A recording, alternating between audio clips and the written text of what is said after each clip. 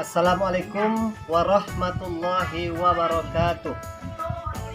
Alhamdulillahilladzi hadana li hadza wa ma kunna linahtadiya laula an hadanallah. Asyhadu an la ilaha illallah wa asyhadu anna Muhammadan abduhu wa rasuluhu la nabiyya ba'da. Bersyukur kita atas kehadiran Allah Subhanahu wa taala yang telah melimpahkan rahmat dan hidayahnya kepada kita bersama, sehingga kita dapat dalam keadaan sehat jasmani dan rohani kita. Kita masih dapat merasakan nikmat yang begitu besar, yang begitu sangat dapat kita rasakan, yaitu nikmat kesehatan. Oleh karena itu, seharusnya tentu kita tetap bersyukur kepada Allah Subhanahu wa taala.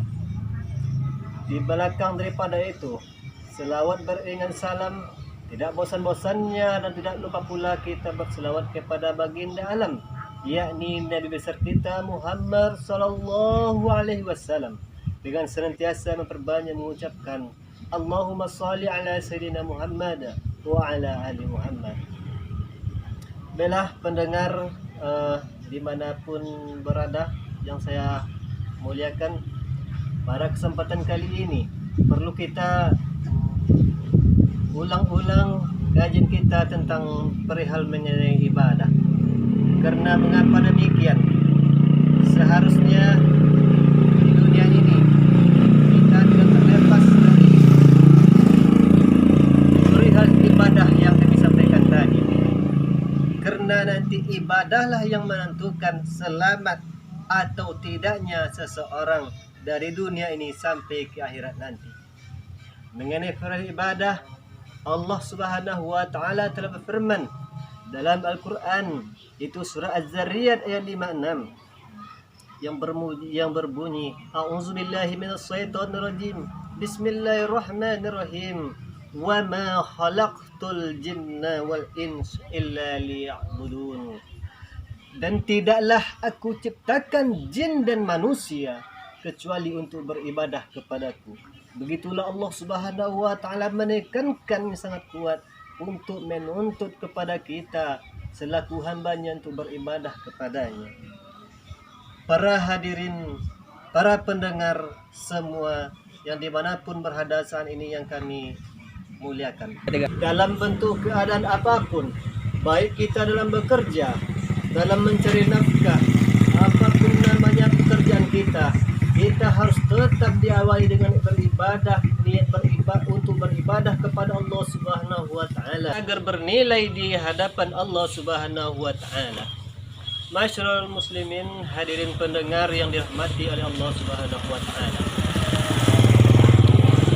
Begitu juga mulai dari kita lahir dari rahim ibu kita dalam keadaan suci. Menjelang kanak-kanak kita dewasa, kita telah balik berakal, bisa membedakan mana yang baik dan mana yang buruk. Setelah ini kita berumah tangga dan mati pun setelah itu. Perjalanan dari kita lahir tadi hingga kita meninggal dunia ini adalah perjalanan yang begitu singkat yang sesungguhnya. Oleh karena itu, kunci keselamatan dari lahir sampai meninggal tadi adalah nilai ketakwaan kita kepada Allah Subhanahu wa taala. Ya. Pernah suatu kisah menerangkan tentang hal ibadah ini. Allah Subhanahu wa taala mengutus seorang hambanya ke atas dunia ini yang dibekali dengan 3 buah dengan anak. Anaknya yang pertama bernama Harben. Anak yang kedua bernama Amsal. Anak yang ketiga bernama Ansri. Dari anak yang pertama, orang ini Harben, itu anak yang pertama, begitu sangat dia mencintainya, begitu dia sangat menyayangi anak yang bernama Harben ini. Setelah itu dia datang menemui anaknya yang kedua yang bernama Ansri. Pada anaknya yang bernama yang kedua, anak yang kedua ini sama Ansri tadi, dia menyatakan, apapun yang kau mau nak, kata orang tua tadi, apapun yang kau mau akan ayah belikan. Sekolahlah kamu tinggi-tinggi, akan ayah usahakan apapun yang kamu mau. Yang ketiga anaknya ini, dia bernama Amsol. Amsol ini tidak begitu dipandang oleh orang tua yang dititip oleh Allah Subhanahu wa taala tiga anak tadi. Amsol ini sangat mirim sekali di mata ayahnya. Boleh dikatakan anak yang ketiga ini, anak yang bernama Amsol ini dipandang sebelah mata oleh ayahnya. Sehingga datanglah suatu ketika di mana Allah Subhanahu wa taala menguji dia dengan kesakitan. Sakitlah orang tua tadi. Dipanggillah anaknya yang bertiga tadi. Dipanggillah anaknya yang pertama. Wahai anakku, katanya kepada anaknya yang pertama tadi, Harben, engkau adalah anakku yang pertama. Wahai anakku, nampaknya ayah sudah tua renta, tidak mungkin bisa hidup lama-lama di dunia ini. Wahai anakku, kalaulah nanti ayahmu ini meninggal, sanggupkah engkau mengantarkan ayahmu ini ke surga, wahai anakku? Harben, kata orang tua tadi. Sejenak anaknya yang bernama Harben ini langsung terdiam, tertunduk malu. Dia menjawabnya dengan sebuah perkataan, wahai ayah, kata Harben tadi, aku tidak bisa mengantarmu ke dunia, ke surga nanti. Maka kecewalah ayahnya. Anak yang begitu disayangnya, anak yang begitu dipujinya, tidak bisa mengantarkannya ke surga. Lalu dipanggillah anaknya yang kedua yang bernama Ansri. Dari anaknya yang kedua bernama Ansri ini dipanggil pun oleh orang tua tadi. Masyaallah jamaah dimanapun berada, dipanggil anak kedua tadi oleh bapak yang sakit tadi. Wahai anakku Ansri, kesini engkau wahai anakku, dengan suara yang rintih. Dia orang tua pun tadi menyampaikan sama dengan pertanyaan dengan kepada anak yang pertama tadi. Ansri, anakku, engkaulah anak yang paling ayah banggakan, yang paling ayah sayangkan. Bisakah engkau mengantarkan ayahmu ini ke surga nanti, kata orang tua yang sakit tadi. Namun anak kedua Ansri itu mengatakan, wahai ayah, saya tidak bisa mengantar engkau ke surga nanti. Begitu mendengar perkataan anak yang berdua itu, langsung hati orang tua ini merasa begitu sangat sakit. Setelah itu rasa yang malu, dengan rasa dengan suara yang malu, dipanggillah oleh orang tua tadi anak yang ketiga tadi yang bernama Amsol. Amsol ini sangat jarang diperdulikannya, sangat jauh sekali diperhatikannya. Jangankan sekolahnya, makanannya pun jarang sekali ditegur oleh orang tuanya ini. Diajak jalan kemana-mana tidak pun dapat. Amsol ini dia begitu besar jiwa, dia tidak iri kepada kakaknya yang kedua tadi. Dengan suara yang rintih, dengan keadaan yang malu, dipanggillah oleh ayah tadi yang anak yang ketiga ini yang bernama Amsol. Wahai Amsol, kata orang tua tadi, kesini engkau nak, kesini engkau. Ayah selama ini memang tidak banyak memandang kepadamu, ayah lalai kepadamu, ayah hanya memandang kakakmu.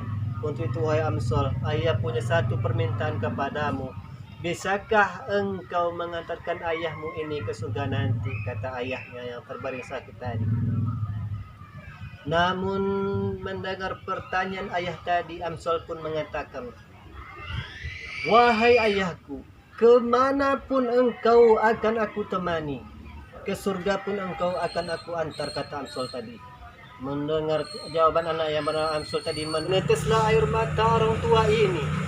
Dia menyesali perbuatannya karena tidak bisa memandang dengan begitu baik kepada anaknya yang bernama Amsol ini. Karena selama ini anaknya yang bernama Amsol tadi jarang diperhatikannya. Para pendengar, mahasiswa, seluruh dosen dimanapun berada saat ini yang kami muliakan. Dari cerita yang kami sampaikan tadi, terseliplah sebuah pesan kepada kita. Anak yang pertama tadi bernama Ansri. Ansri itu adalah anak dan istri.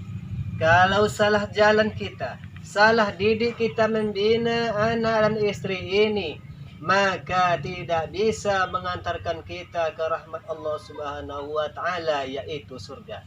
Jadi anak dan istri ini adalah ujian dan cobaan kita hidup di dunia ini. Kita pindah kepada anak yang kedua. Anak yang kedua tadi bernama Harben. Harben itu adalah harta dan benda. Harta dan benda juga kalau salah kita memakainya di kehidupan dunia ini, sampai kira nanti harta benda itu hanya bisa mengantarkan kita sampai ke liang lahat saja, tidak bisa menemani kita ke hadirat Allah Subhanahu wa taala nanti, karena harta dan benda itu adalah titipan Allah Subhanahu wa taala. Anak yang ketiga tadi yang rasa malu dipanggil oleh bapaknya yang bernama Amsol tadi, itulah amal soleh. Amal soleh lah yang akan menemani sisi kita di alam kubur sampai ke surga nanti, surga atau neraka nanti. Amal itulah yang akan menemani kita. Amal soleh itulah yang sungguh-sungguhnya harus kita cari di atas dunia ini. Masyarakat muslimin, para pendengar, mahasiswa-mahasiswi State Al-Kifayah Riau. Jadi dalam kehidupan ini rasanya tong kosong nyaring bunyinya. Ilmu tanpa ibadah, hidup tanpa ibadah bagaikan kosong. Tidak ada gunanya kita hidup bersekian ribu tahun namun ibadah kita tidak ada di sisi Allah Subhanahu wa taala. Demikian pemaparan ceramah singkat yang dapat kami sampaikan. Lebih dan kurang kami mohon maaf. Wabillahi taufiq wal hidayah. Wassalamualaikum warahmatullahi wabarakatuh.